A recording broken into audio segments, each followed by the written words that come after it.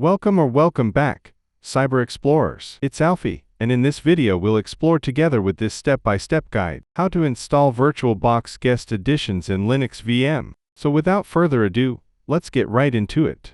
Installing VirtualBox Guest Additions in a Linux VM enhances performance and usability. Follow these steps to install it.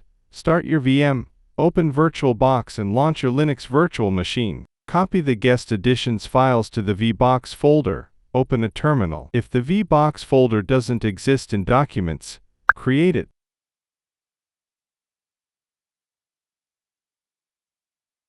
Insert the Guest Additions CD image in VirtualBox by navigating to Devices, then insert Guest Additions CD image. Copy and paste the Guest Additions CD installation files into the VBox folder inside Documents. Change directory and set permissions. Navigate to the copied file location.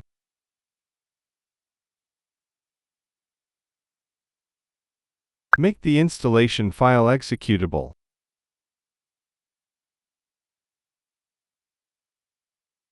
Run the installer. Run the installation script.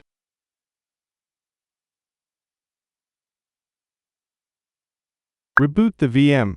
Restart your virtual machine to complete the installation.